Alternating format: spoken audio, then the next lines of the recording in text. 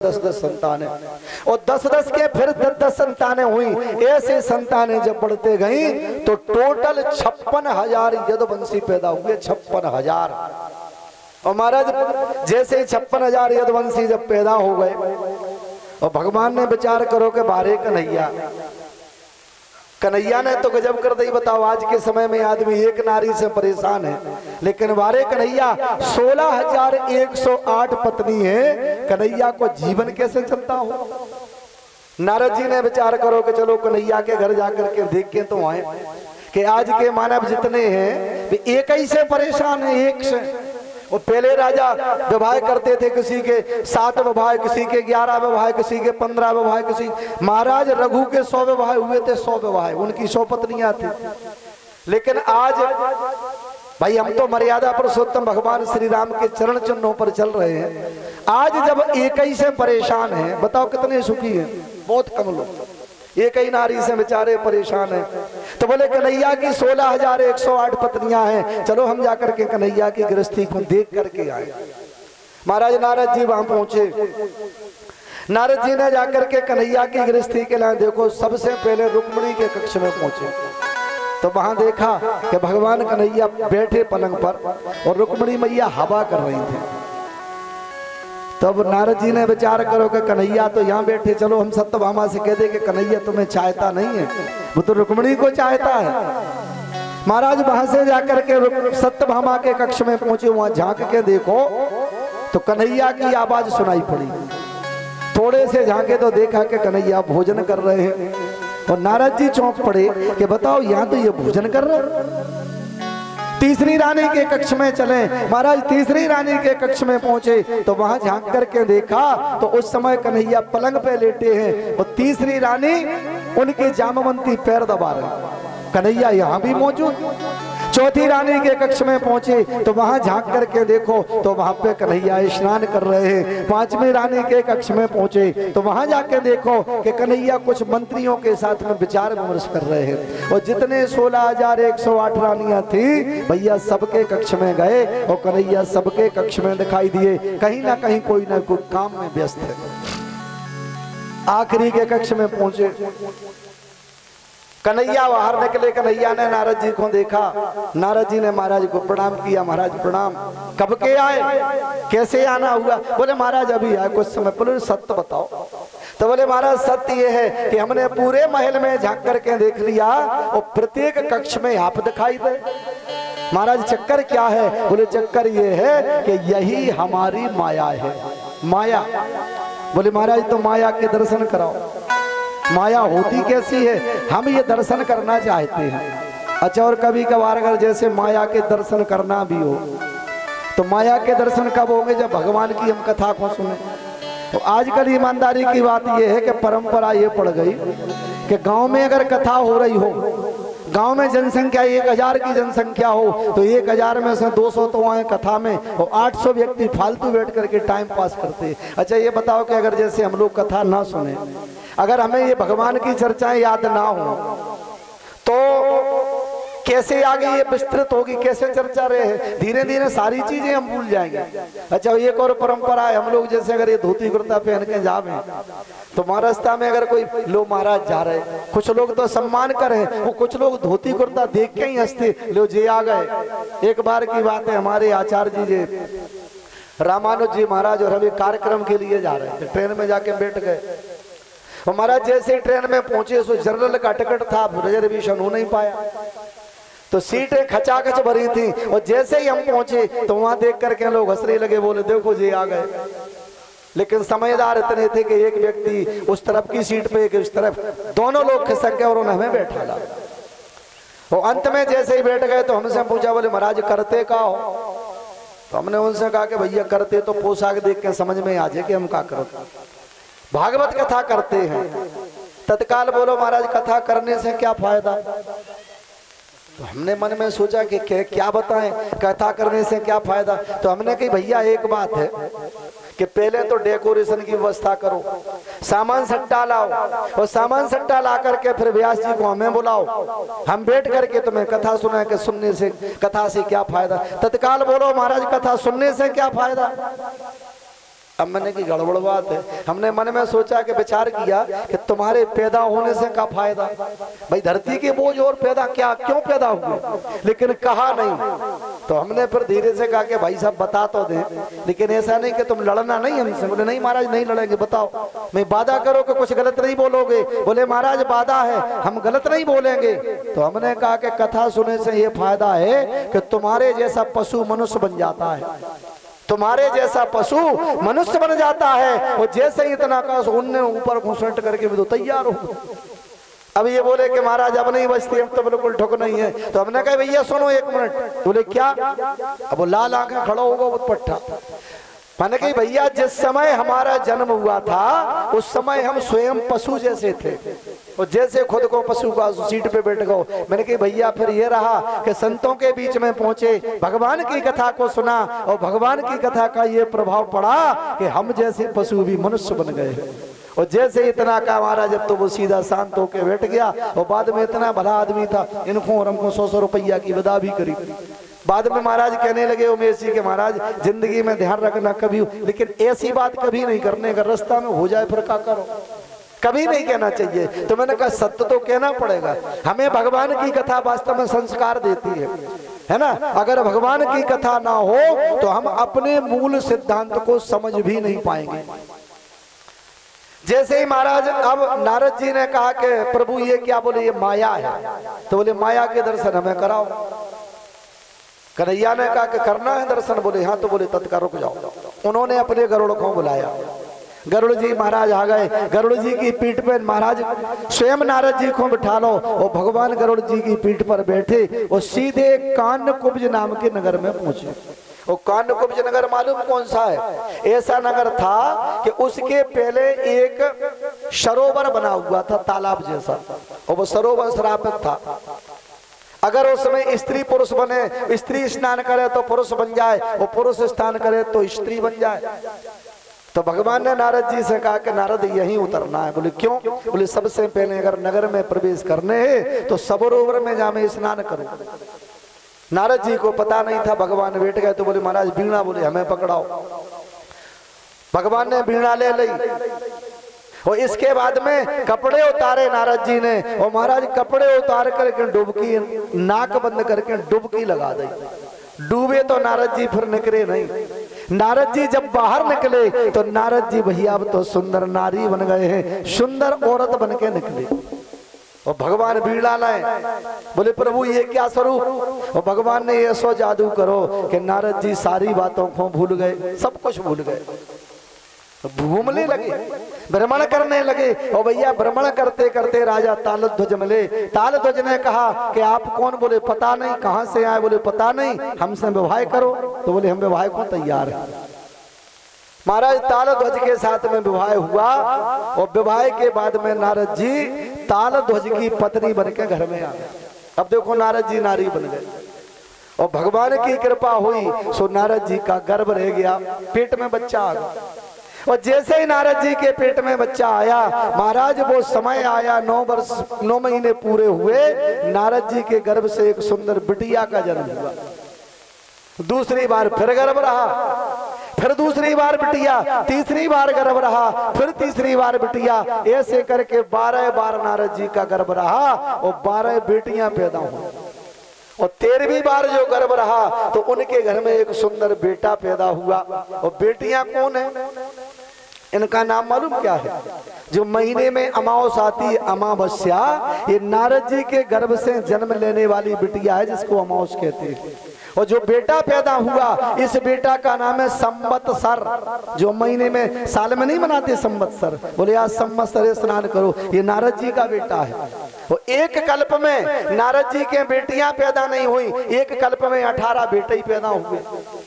हाँ, एक कल्प में केवल बेटा पैदा हुए, और एक कल्प में बिटिया। अब तो देखो नारद जी नारी बने से बच्चन को चिपकाए, वो बड़े प्रेम से दूध पिलावे, खिलावे, पिलावे, सुलावे। और नारद जी के ये लीला चलने लगी। बगल के राजा ने, किसी ने राजा तालध्वज के ऊपर चढ़ाई कर दी, तो एक कल्प में तो तालध्वज स्वयं मरे, और एक कल्प में तालध्वज की संतानें मरी। सो महाराज जैसे ही तालध्वज समाप्त हो गए, अब नारद जी नारी बने तो रोने लगे कि देखो हम विधवा हो गए, बताओ कोई बच्चा ही नहीं, अब क्या करें। विष्णु भगवान नारी को रूप बना के आ गए, चिपका लाओ, बोले चिंता मत करो सब व्यवस्था होगी। हमारा चिपका करके बोले अब एक काम करो, क्या? बोले जब तुम विधवा हो गई तो तुम्हारे सारे शरीर के जो आभूषण है इनको उतारना पड़ता है, चलो तुम्हें तिलांजलि देने के लाने चले।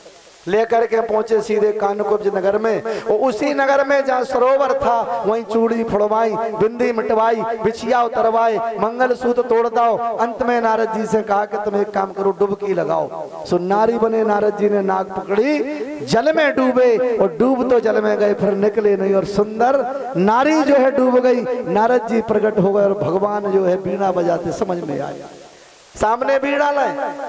नारद जी ने देखा महाराज मैं कौन?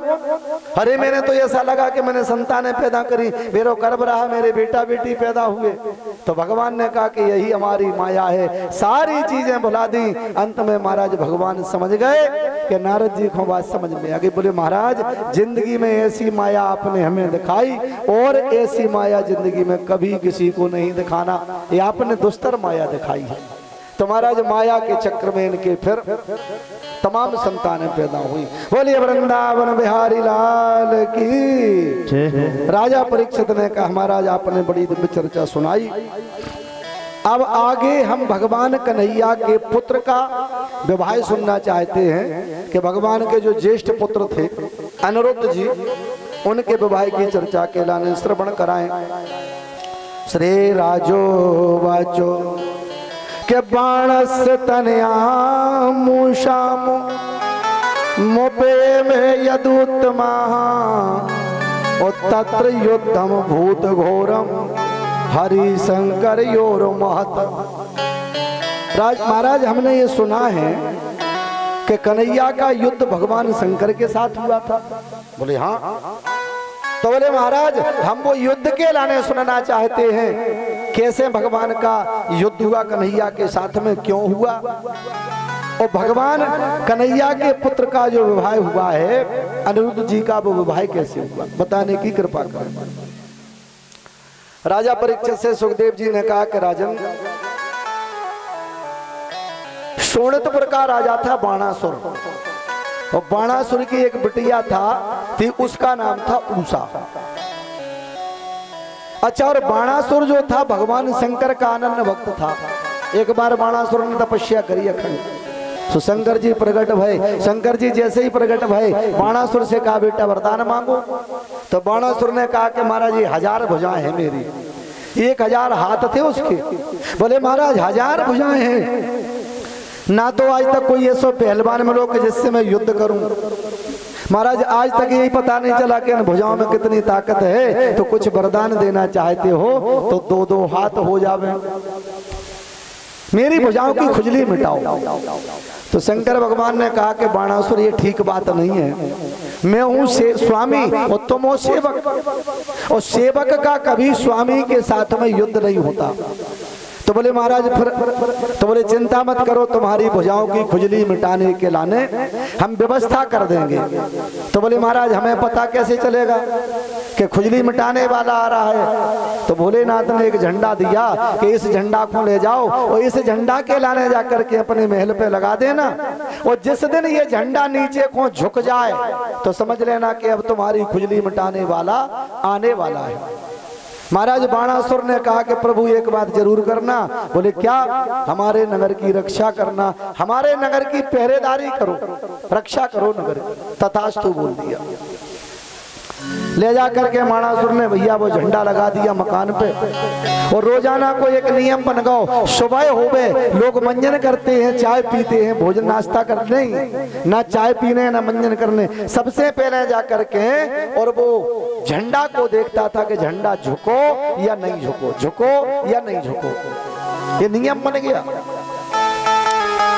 जैसे ही महाराज ये नियम बनो, एक दिन की बात है, बाणासुर की जो बिटिया थी उषा ने एक दिन रात में स्वप्न देखा, और स्वप्न में देखा कि किसी वीर पुरुष ने उसके चित्त को चुरा लिया।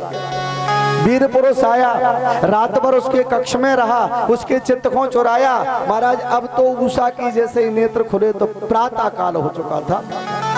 उसे सब बातें समझ में आ गई। याद आ गया कि कोई वीर पुरुष रात में मेरे कमरे में आया, मेरे साथ में रात में रहा। वो अब तो चिंता करने लगी, जब तक वो वीर पुरुष मुझे मिल नहीं जाता है तब तक मैं किसी कीमत पर ना तो भोजन करूंगी ना पानी पीऊंगी। भोजन पानी का त्याग करती हूँ। चेहरा कुमला गया। अब जब उषा ने प्रतिज्ञा कर ली, बाणासुर के एक मंत्री थे कुभांड, और कुभांड की बिटिया थी चित्रलेखा। चित्रलेखा के लाने इस संसार का एक नियम था कि संसार के सभी प्राणियों के चित्रलेखा चित्र बना देती थी। और उषा की सहेली थी, सखी। उषा के पास में आई तो उषा के लाने देखा कि उषा का चेहरा बड़ा उतरा हुआ है। उषा से पूछा, उषा कारण क्या है? तेरा आज जो चित्त है चलायमान है, तेरा मुख उतरा हुआ है, कारण क्या है? तो कारण बोले ये है कि सखी, रात में कोई वीर पुरुष मेरे स्वप्न में आया, उस वीर पुरुष ने मेरे सतीत्व को नष्ट कर दिया है, मेरे चित्त को चुराया, सतीत्व नष्ट किया। अब चित्रलेखा, अगर वो पुरुष हमको नहीं मिलेगा तो समझ लो जब तक हम भोजन नहीं करेंगे ना पानी पिएंगे। भोजन और पानी का त्याग करते हैं, लेकिन हमें पुरुष चाहिए। तो चित्रलेखा ने कहा, सखी बात तो बड़ी विडंबना हो गई, लेकिन एक बात है। बोले क्या?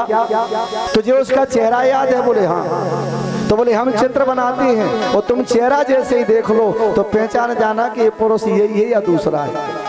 बोले हाँ। चित्रलेखा ने चित्र बनाना प्रारंभ कर दिया। सबसे पहले विष्णु भगवान का चित्र बनाया। बोले ये है? बोले नहीं ये नहीं। ब्रह्मा जी का? बोले ये नहीं है। शंकर जी का चित्र बनाया। बोले ये नहीं है। इंद्र का चित्र बनाया, ये नहीं। कुबेर का बनाया, ये नहीं। पृथ्वी देव का बनाया, ये नहीं। अग्नि देव का बनाया, ये नहीं। चंद्रमा सूर्य का बनाया, ये नहीं। जितने देवता थे सबके चित्र बनाए और चित्रलेखा ने कह दिया कि ये नहीं है। अब महाराज कन्हैया के बाद बलराम को चित्र बनाया। बलराम को देख करके कहा कि ये भी नहीं है, कन्हैया को चित्र बनाओ। और कन्हैया के चित्र को देख करके थोड़ी लजानी, बोले हाँ ये तो नहीं है, लेकिन ऐसा ही था। तो अंत में अनिरुद्ध का चित्र बनाया। जैसे ही अनिरुद्ध को चित्र बनाओ, अब तो जो है चित्रलेखा लजा गई और लजा करके कहा कि यही वीर पुरुष है जिसने मेरे चित्त को चुरा लिया है। कहने लगी है वो, इसी ने मेरे चित्त को लूटा है। चित्रलेखा से कहने लगी, लूट के ले गया दिल जिगर, लूट के ले गया दिल जिगर, शाम जादूगर, शाम जादूगर, लूट कर ले गया दिल जिगर, लूट कर ले गया दिल जिगर, शाम जादूगर, शाम जादूगर, लूट के ले गया दिल जिगर, शाम जादूगर, शाम जादूगर, लूट कर ले गया दिल जिगर, शाम जादूगर, शाम जादूगर, शाम मेरा शाम मेरा शाम मेरा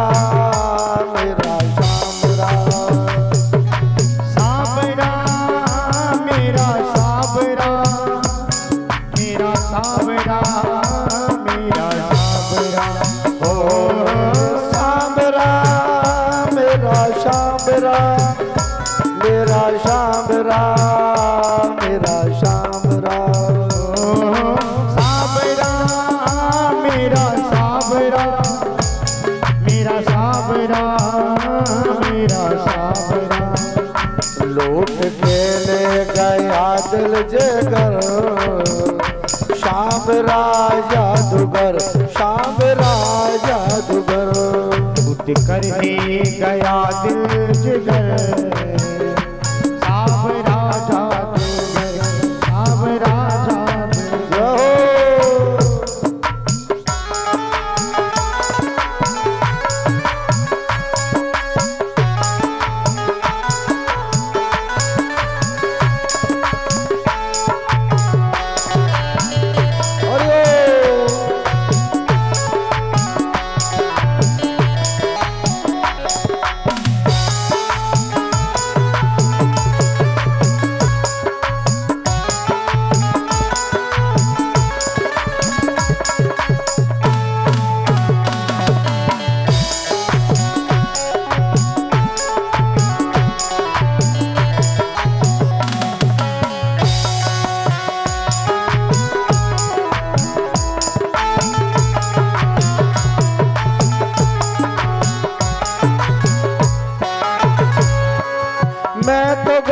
यमुना में भरने को पानी, मैं तो गई यमुना में भरने को पानी। देख छवि नटखट की भई में दीवानी, एक छवि नटखट की हुई में दीवानी। मैं तो गई यमुना में भरने को पानी, मैं तो गई यमुना में भरने को पानी। देख छवि नटखट की वही मैं दीवानी, एक छवि नटखट की हुई में दीवानी। उसने मारी जो तिरछे नजर, उसने मारी जो तिरछे नजर। श्याम राज जादूगर, श्याम राज जादूगर। उसने मारी जो तिरछी नजर, श्याम राज जादूगर, श्याम राज जादूगर। श्याम राम मेरा श्याम राम, मेरा श्याम राम, मेरा श्याम राम। श्याम राम मेरा श्याम राम, मेरा श्याम राम, मेरा श्याम राम। ओ श्याम राम मेरा श्याम राम, मेरा श्याम राम, मेरा श्याम राम। श्याम राम मेरा श्याम राम, मेरा श्याम राम, मेरा श्याम राम।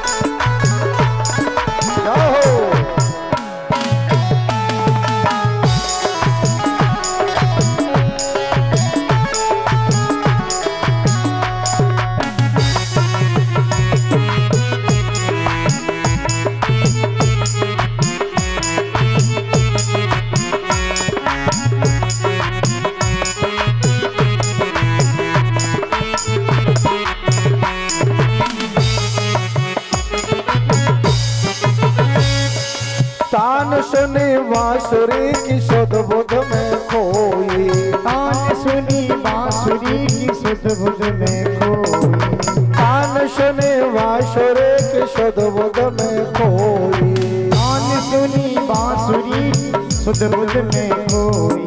भूल गई लोक लाज तेरी में होई, भूल गई लोक लाज तेरी में होई। ये भूल गई लोक लाज तेरी में होई।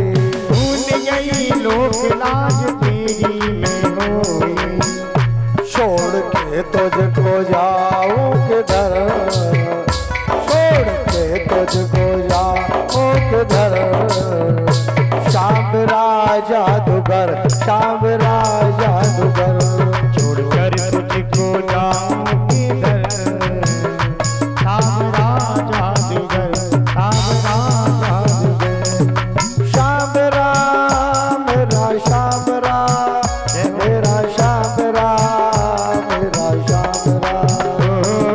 श्याम राम मेरा श्याम राम, मेरा श्याम राम, मेरा श्याम राम। जय हो।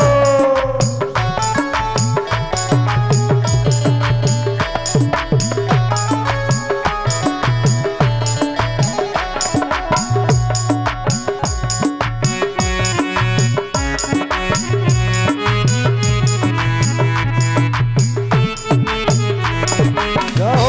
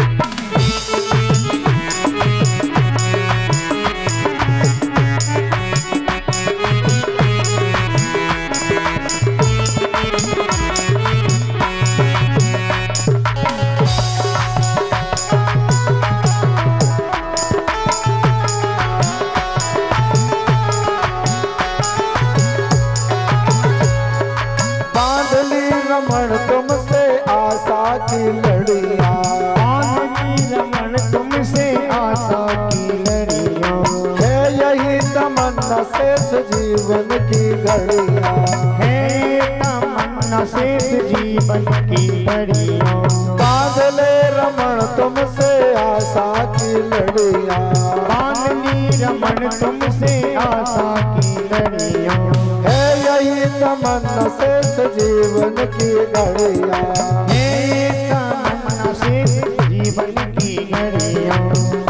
तेरे चरणों में जाए गुजर, तेरे चरणों में जाए गुजर।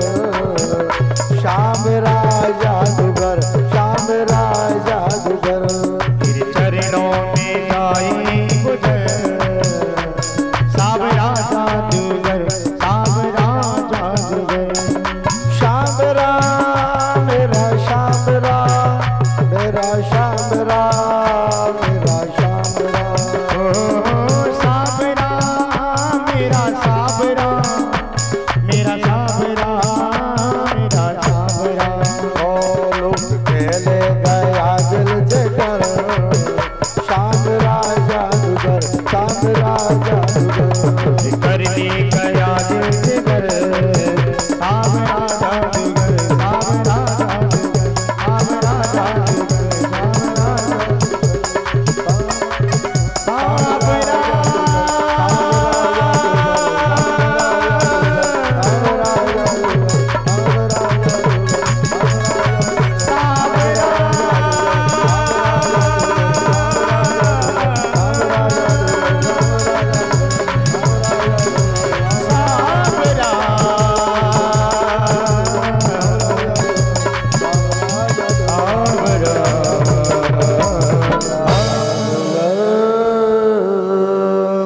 बोले वृंदावन बिहारी लाल की। चित्रलेखा ने सभी के चित्र बनाए और जब अनिरुद्ध महाराज का चित्र बन करके तैयार हुआ तो चित्रलेखा से उषा ने कहा कि चित्रलेखा यही वो वीर पुरुष है जितने मेरे सतीत्व को नष्ट कर दिया है। अगर ये पुरुष मुझे नहीं मिलेगा समझ लो मैं भोजन पानी का त्याग करती हूँ, कभी भोजन पानी ग्रहण नहीं करूंगी जब तक मुझे मिल नहीं जाता है।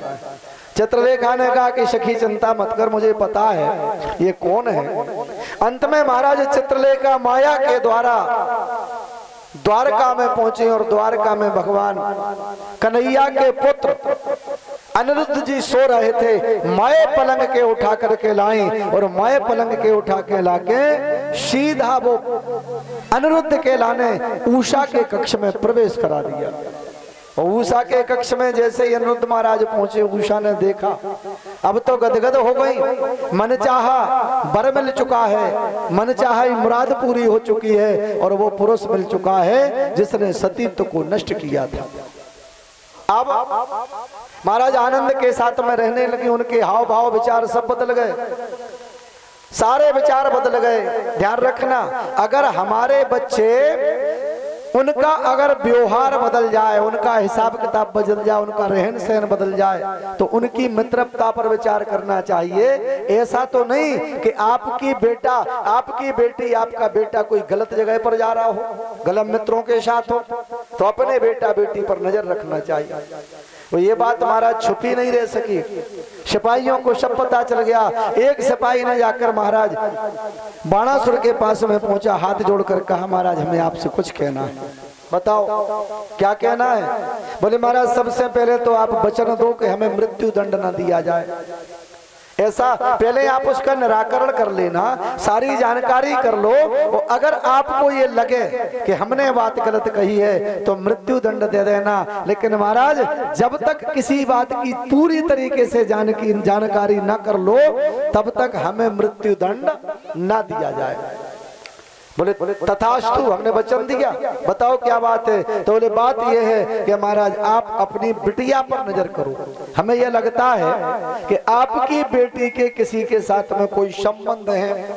और जैसे ही इतना कहा कि महाराज अब तो बाणासुर ने तलवार निकाल ली मारने के लाने, हमारी बेटी पर उंगली उठाता है, चरणों में लेट गया। बोले महाराज क्षमा करें, हमने आपसे पहले ही कहा था कि पहले संपूर्ण जानकारी कर लें, इसके बाद अगर हम गलत हैं तो हमें मृत्यु दंड दे सकते हो। कुभांड ने भी मना किया, कुभांड के साथ में मंत्रियों के साथ में महाराज उषा के कक्ष में पहुंचे तो उषा के कक्ष में पलंग पर वो वीर पुरुष को देखा कि बड़े प्रेम से बैठा हुआ भोजन कर रहा था। बाणासुर के लाने क्रोध आ गो, मारने के लाने तैयार हो गए। तो कुभांड ने कहा महाराज ऐसे मत मारो, पहले ये जानकारी कर लो ये है कौन, किसका बेटा है, कहां से आया, इसका माता पिता कौन है। ऐसे मारने से ठीक नहीं, जाकर के उसे कारागार में बंद कर दो। और इसके बाद में बाहर जाकर के देखो वो झंडा झुको के नहीं झुको, बाहर जाकर के देखो कि झंडा नीचे को झुक गया। तो बाणासुर समझ गया कि अब तो कोई ऐसा वीर पुरुष आने वाला है जो हमारी 1000 भुजाओं की ताकत को, खुजली को मिटा देगा। अंत में अब अनिरुद्ध महाराज के लाने कैद में कर दिया। और इधर कन्हैया ने अपने बेटा को काफी दिन से नहीं देखा। देखो अगर घर में बेटा है और बेटा अगर दिखाई न दे तो माता पिता कहेंगे बच्चा कहाँ है, अरे बड़ा बेटा कहाँ है, वो मझला वाला दिखाई नहीं दे रहा है। वो कन्हैया के लाने खुद को बेटा अनिरुद्ध जब नहीं दिखाई दिए तो चारों तरफ देखा, हमारा बेटा नहीं दिख रहा, बेटा कहाँ है, हमारा बेटा कहाँ है। महाराज जब पता नहीं चला प्रजा से पूछा, नौकरों से पूछा, जब पता नहीं चला तो बोले ऐसा तो नहीं कि समुद्र में डूब के मर गया हो। जल के देवता वरुण को बुलाया तो वरुण सामने आ गए, बोले महाराज आदेश, बोले आदेश है कि मेरा बेटा तुम्हारे अंदर तो नहीं, बोले नहीं महाराज। इंद्र महाराज से पूछा कि पृथ्वी पे तुमने कहीं देखा हो, बोले महाराज मुझे इतना टाइम ही नहीं कि मैं देखता। सभी से पूछ लिया। अंत में शूर भगवान के लाने बुलाया और शूर भगवान से कहा कि शूर देवता तुमने हमारे बेटा को देखा? तो शूर ने कहा कि महाराज हमने तो नहीं देखा। चंद्रमा के लाने बुलाया, चंद्रमा से पूछा कि तुमने हमारे बेटा को देखा है? बोले हाँ महाराज हमने आपके बेटा को देखा। कहाँ है? बोले जो कुभांड है, बाणासुर का, सोनतपुर का राजा है बाणासुर, बाणासुर का एक प्रधानमंत्री है कुभांड। कुभांड की बिटिया का नाम है चित्रलेखा। महाराज चित्रलेखा ने अनिरुद्ध जी के लाने मय पलंग के उठाया और ले जाकर के सीधा सोनतपुर में बाणासुर के महल में प्रवेश कराया है। ये हमने अपनी आंखों से देखा है। अब तो कन्हैया सब समझ गए कि हमारा पुत्र बाणासुर की कैद में है। चतुरंगनी सेना तैयार कर ली और महाराज सेना तैयार करके, देखो एक चीज आपको बता दें कि वैभव ऐसी चीज है कि लोग जलन वाले पैदा हो जाते हैं। भाई कन्हैया के लाने भी नहीं छोड़ा, राम के लाने भी नहीं छोड़ा। तो आप अगर केवल अच्छा करने लगो, 4 पैसे आ जाएं, खाने पीने लगो, तो जलने वाले भी पैदा हो जाते हैं। जलने वाले, अच्छा जलने वाले भी 2 प्रकार के हैं। एक तो वास्तव में आपकी संपत्ति से जल रहे, और एक व्यक्ति वो होता है कि केवल मात्र और मात्र उसका स्वभाव ये जलने जैसा है। कोई भी कुछ करे, अच्छा करे बुरा करे, उसे जल नहीं है। बहुत पहले की बात है, हमारे क्षेत्र में ऐसे ही एक सेठ जी थे, पटेली गांव की थी। अच्छा गांव के पटेल, और नियम ये था कि अगर पटेल कक्का गांव में है तो मजाल के किसी का संबंध हो जावे, मुंह पे जाके बुराई कर दे। जलते थे सबसे, जैसे भगवान कन्हैया अनिरुद्ध से जलते, जलना था उनको। तो महाराज किसी का संबंध ना हो। एक पंडित जी के ब्याह वाले, सगाई वाले आने लगे। तो पंडित जी ने अपने बेटा से कहा कि बेटा एक काम करो। बोले क्या? बोले तुम पहले जाके पटेल कक्का को देख के आओ कि घरे हैं कि नहीं है। लड़का दौड़ करके गया और दौड़ करके पूछा, काकी काकी पटेल कक्का कहाँ गए? तो काकी ने कहा कि बेटा पटेल कक्का तो ससुराल में गए। ससुराल कब यहाँ है? तो बोले ये पता नहीं, हो सकता है कल आए, परसों आए, या आज ही आ जाए, ये कोई भरोसा नहीं है। लड़का दौड़ करके आया, पिताजी से कहा कि पिताजी पटेल कक्का तो इस समय ससुराल में है। तो बोले एक काम कर दे, लगा दे फोन, आ जाए लड़का वाले, पक्को लड़का हो जाए, फिर कोई दिक्कत नहीं। महाराज फोन लगाया कि हेलो आप जल्दी आ जाओ, ठीक 12 बजे का मुहूर्त है। पंडित जी ने ऐसा बताया। उन्हें 4 पहिया की गाड़ी स्टार्ट करी और सीधे आके दरवाजे पे। तो लड़का से कहा कि देखो पहले एक काम करो। बोले क्या? नाश्ता पानी बाद में होगा, केवल जल पिलाओ, चाय पिलाओ, इसके बाद पहले लड़का पक्को करवा दो, बाद में फिर अपने साथ नाश्ता पानी होता रहेगा। बोले ठीक। भैया चाय करवाई, पानी पिलवाया, सब कुछ। अब कहा कि मुहूर्त निकला जाता है, पहले लड़का पक्को करो। नारियल निकाले, फल फ्रूट जो भी थे सब निकाले। लड़का आ गए, पंडित जी आ गए, गणेश जी बन गए। महाराज गणेश जी का पूजन होने लगा, पूजन हो चुका। और इसके बाद में वो नारियल संकल्प के लाने रखने वाले थे कि उसी समय पटेल कक्का आ गए। अब लड़का ने देखो के सामने तो आ गए पटेल कक्का, और लड़का को मुंह उतर गो कि अब मुश्किल है सगाई हो जाए। लेकिन लड़का बड़ा समझदार था, उठ करके गया। अब जैसे आप लोग बैठे इतने दूर जाके माने पाँव नहीं पड़े, बढ़िया नए कपड़ा पहने तो सब कुछ, लेकिन वो तो इसको जमीन में लेट करके वो पटेल कक्का के चरणों में अपना सिर रख दिया। वो पटेल कक्का गदगद हो गए। बताओ, जब सिर ही रख दो। पटेल कक्का धीरे से नहीं बोले, बड़े जोर से बोले, अरे बेटा भगवान करे सुख हो जाओ, प्रसन्न रहो, और ईश्वर करे कि तुम्हारी जो मिर्गी ठीक हो जावे। वो वास्तव में उसी मिर्गी होती ही नहीं। बड़े जोर से बोले कि सदा सुखी रहो और भगवान करे कि तुम्हारी मिर्गी ठीक हो जाए। और जैसे ही मिर्गी का कहा सो वो नारियल भी थैला में रखने लगे। तो कहा कि भैया काहे थैला में काहे, अब लड़का पक्को कर दो। बोले अबे पक्को नहीं कर है। बोले काहे? बोले जासे पक्को नहीं करके अब मोड़ी के मामा ने नहीं देखो, पहले मोड़ी को मम्मा देख ले, जाके बाद पक्को कर। लौट के आए ही नहीं। तो यानी जलने वालों की कमी नहीं है।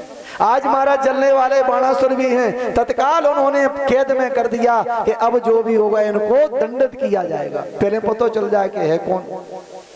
कन्हैया ने देखा चारों तरफ बेटा नहीं मिला तो पता चल गया कि बाणासुर की कैद में सेना तैयार कर ली। और भैया जैसे ही सेना तैयार करी सो सोनितपुर के चारों तरफ से घेर लिया।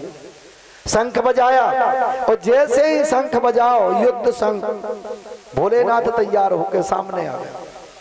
और भोलेनाथ के लाने कन्हैया ने प्रणाम किया, कन्हैया के लाने भोलेनाथ ने प्रणाम किया। अंत में कहा कि प्रभु आप? बोले हाँ, ये हमारा परम भक्त है, और इसके यहाँ आकर के हम इसके नगर की रक्षा करते हैं। अगर तुम वास्तव में बाणासुर से युद्ध करने आए हो तो सबसे पहले हमसे युद्ध करो, और जब तक हम हैं तुम बाणासुर का कुछ बिगाड़ नहीं सकते, कुछ नहीं बिगाड़ पाओ।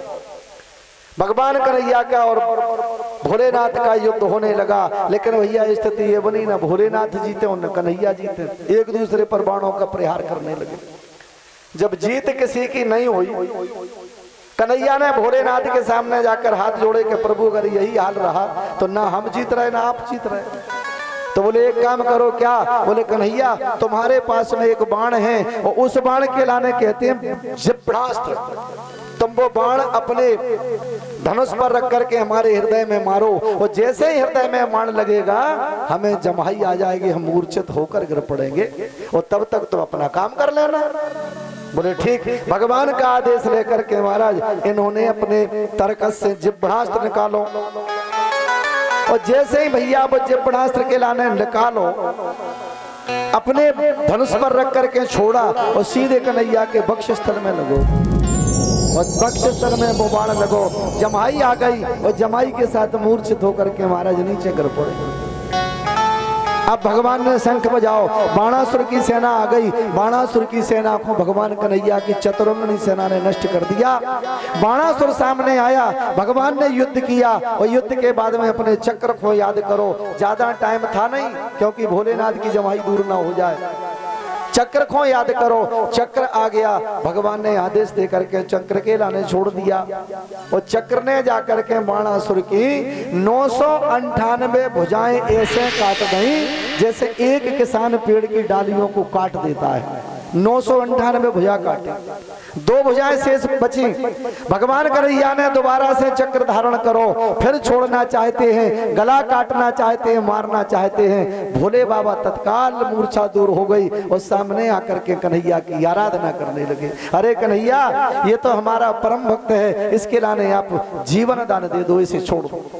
तो कन्हैया ने कहा कि भोले बाबा, इसकी कैद में मेरा बेटा है, अगर ये कैद में से मेरे पुत्र के लाने रिहा करता है तो मैं इसको आपके कहे अनुसार जीवन दान दूंगा। बाणासुर भगवान के चरणों में साष्टांग हो गया, प्रभु क्षमा करें, त्राहि माम त्राहि माम त्राहि माम शरणागतम, रक्षा करो रक्षा करो रक्षा करो। अंत में भगवान को दया आ गई, और कहा जाता है कि शरण गए मरण नहीं होता है, अगर चरणों में लेट जाओ तो मरण नहीं होगा। महाराज भगवान के लाने दया आ गई, भगवान ने अपने चक्र के लाने रोक दिया। तत्काल बाणासुर से कहा कि मेरे बेटा को कैद मुक्त करो।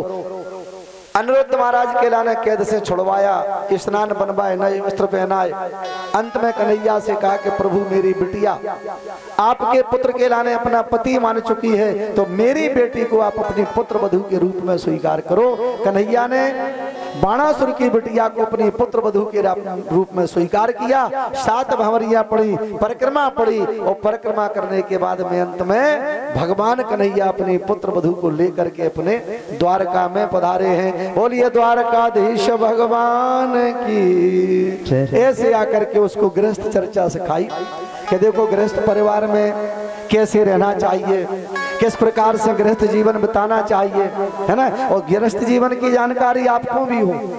आप लोग क्या करते हो कि जैसे सुबह उठे आंखें मीड़ते हुए आए, आटो मिलने लगे, ना हाथ धोना न कुछ, उसी से रोटी बना दी, बासी आंख बना करके तुमने अपने पति बच्चों को भोजन करा दिया। ऐसा नहीं।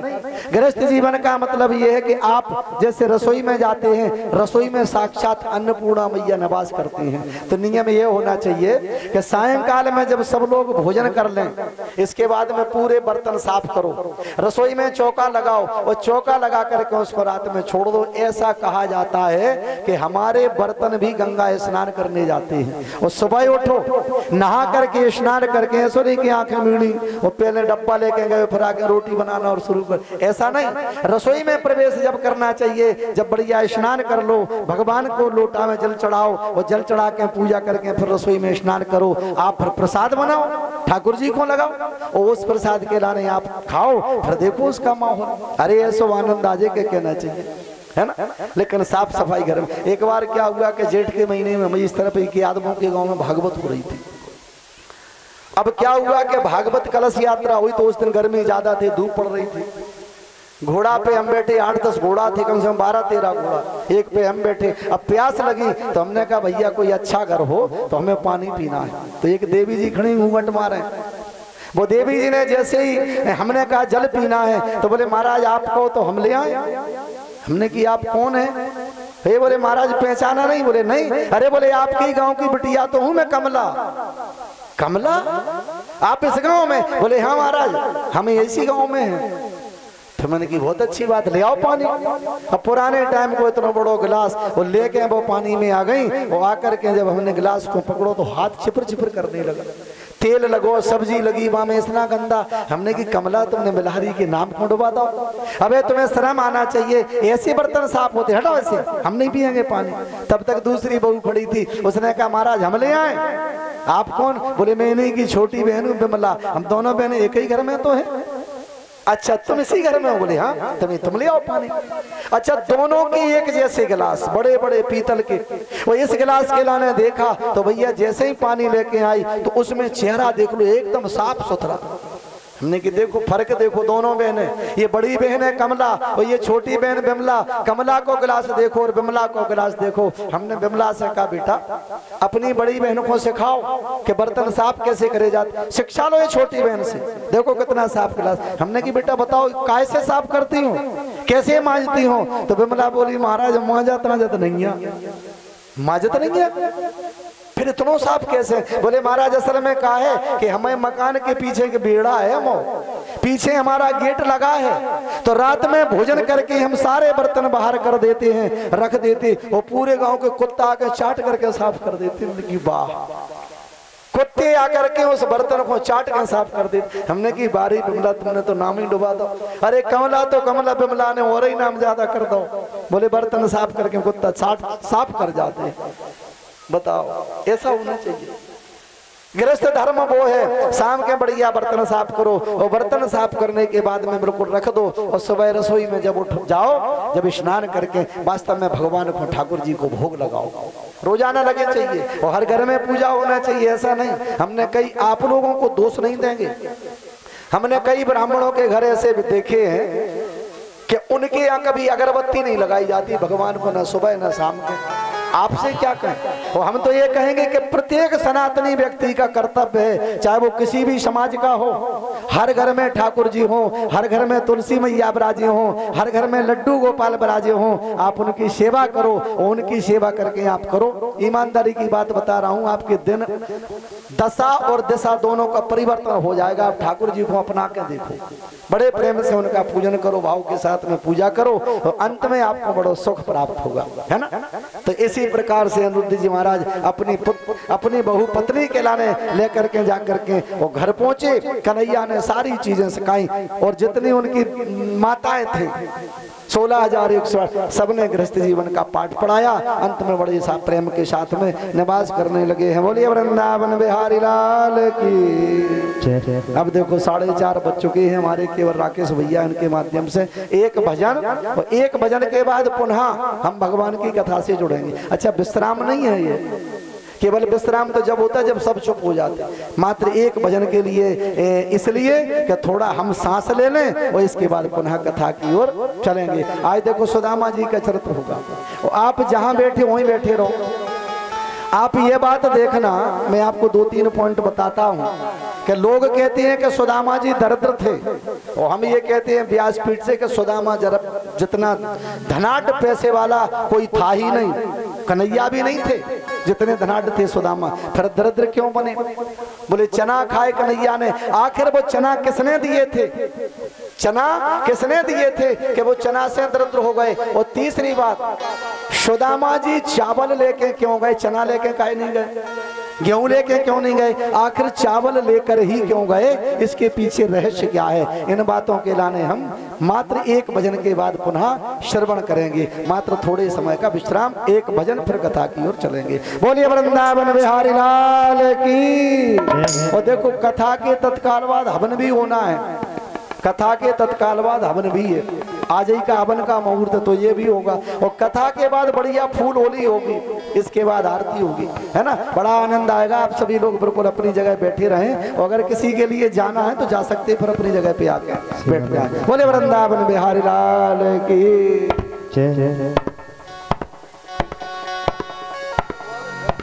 बोलिए बांके बिहारी लाल की।